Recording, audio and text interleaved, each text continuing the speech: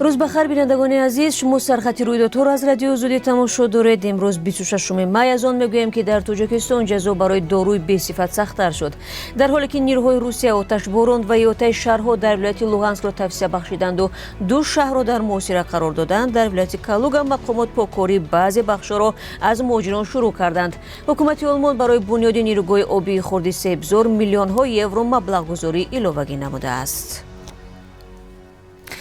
وزارت معارف و علم تاجیکستان در پایان ختم تحصیل برگزاری همه گونه چاره‌بینی‌های مربوط به زنگ آخر، جمع‌آوری مبلغ، ضیافت آرایی و تحفه ستونی، به سیر و گشت و طربخانه رفتن خوانندگان را منع کرد. بر رهبریت مکتب‌ها و مدیران شعبه‌های معارف هشدار داده شده است که از انجام سال خوانش تجلیل نکنند و در این باره بین خط کنندگان کارهای فهماندهی گذرانند. در تاجیکستان سال تحصیل برای صنف یکم روز 25 می به اتمام رسید. محصلین صنف دیگر 1 ایون سال خوانش امسال را جنببست خواهند کرد. با وجود تلاش‌های وزارت معارف و درس‌های فهماندهی آموزگاران، تجربه سال‌های گذشته نشان می‌دهد که برخی از خواننده‌ها بعد از ختم مکتب و سپردن امتحانات شب نشینی‌های پنهانی را تشکیل می‌کنند. در 2 سال اخیر حدود 15,000 معلم توجیک مکتب و شاگردانشان را ترک کردند و نصفی از آنها برای کار به روسیه رفتند. یکی از سبب‌های ترک پیشه کردن آموزگاران را مزد کم می‌دانند که ماهی از 700 تا 1000 سومانی را تشکیل می‌دهد. فرار مغزها به خارج سالها باز ادامه دارد و کارشناسان از عاقبت‌های ناگوار آن هشدار می‌دهند. همکاران ما این موضوع را بر رشته تحلیل کشیدند و 3 ساعت بعد در برنامه اخباری آزادی پیشنهاد شما عزیزان می‌شود. گزارش دیگری ما باشد مربوط به 2 شهروند تاجیکستان است که با درخواست قرقیزستان در روسیه بازداشت و سپس رها شدند. دلاور جورایف و فرقت عبدالفتویف میگویند نمیتوانند به تاجیکستان برگردند، هرچند به گفته آنها نزدیک 1 سال است در آزادی میباشند. جزئیات را در برنامه منتظر باشید.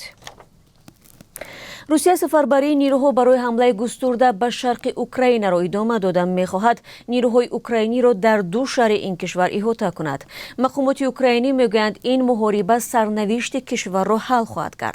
نیروهای روسیه از 3 سمت برای احاطه مناطق زیر نظارت حکومت اوکراین در دنباس حرکت داشته، در مرکز توجه آنها 2 شهر سیورودونتسک و لیسیچانسک قرار داشته است.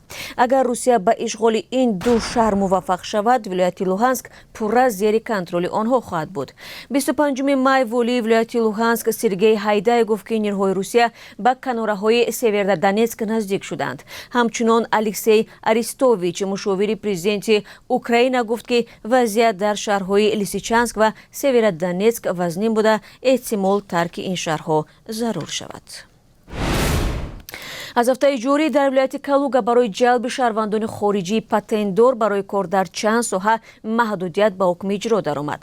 همکنون مهاجران از حق کار در بخش نقلیات از جمله تاکسیرانی و سودای چکنه محروم شده دیگر اجازه به میزوجان رسانیدن خوراک را ندارند. جانبداران این قرارها میگویند هدف با کار تامین کردن ساکنان محلی میباشد، ولی منقدان بر اینند که چنین قرارها خلاف با معیارهای حقوق انسان است. در عین زمان تحت ریاست والی این ولایت ولادیسلاو شبش اوید به تطبیق سیاست مهاجرت در منطقه جلسه برگزار شده است. در آن ذکر گرده است که شماره دادن پتنت به مهاجران 1.5 برابر کم کرده شد. همچنین مقامات ولایت برای بیکار کردن 155 نیکوی قلبکی با مهاجران به پروکراتوره درخواست ارسال نمودند. در این برابر اوید اشکار شدن 137 مورد تقدیم شهادتنامه‌های ساخته دانستن زبان روسی و در میان تقصیرانها معین نمودن 100 نفری که غیر قانونی فعالیت داشتند خبر داده شد. حکومت آلمان برای بنیاد نیروگاه آبی خرد سبزار در ناحیه رشدقلعه ولایت مختار کوهستانی بدخشان بیش از 17 میلیون یورو مبلغ گذاری ایلاوگی نموده است. کشورهای اروپایی هنوز ماه دکبر سال 2019 با امضای قرارداد تصمیم گرفته بودند به ساختمان نیروگاه سبزار بیش از 41 میلیون یورو بدهند. این مبلغ کمک بی بازگشت بوده در آینده قسمی از نیروی برق تولید شده در ولایت بدخشان تاجیکستان به دهه‌های هممرز افغانستان انتقال داده بشود. نیروگاه سبزار در فرازی رودخانه شخدره با اقتدار 11 مگاوات ساخته می شود و توان با نیروی برق تامین کردن 220,000 ساکن محلی را خواهد داشت. در تاجیکستان جزا برای تولید داروی بصفت که باعث ضرر بیمار می شود وزن‌تر خواهد شد. من بعد اگر بیمار از استعمال داروی تولید شده در تاجیکستان ضرری جسمانی بردارد، طبق قرار سود چنین شرکت باید جبران سلامتی بیمار را بپردازد. این مقررات در طرح نو قانون تاجیکستان ذکر شده است که از جانب وکیلان پارلمان 25 می تصویب شد. فعلا 50 کارخانه داروسازی تاجیکستان بیش از 300 نمود داروواری برای انسان را تولید میکنند. مقامات وزارت تندرستی تاجیکستان میگویند در سال گذشته بیش از 110 تن دارو و محصولات طبی بصفت را از فروش بازداشتند. در اداره ثبت اسناد حالت شهروندی نویه ازگین ولایت اوش قرقیزستان 2101 شناسنامه و 1667 ایدی کارت که باید نابود کرده می شدند گم شده است. در این باره وزیر رشد رقمی قرقیزستان تالنت ایمانوف در شبکه اجتماعی فیسبوک خبر داده است.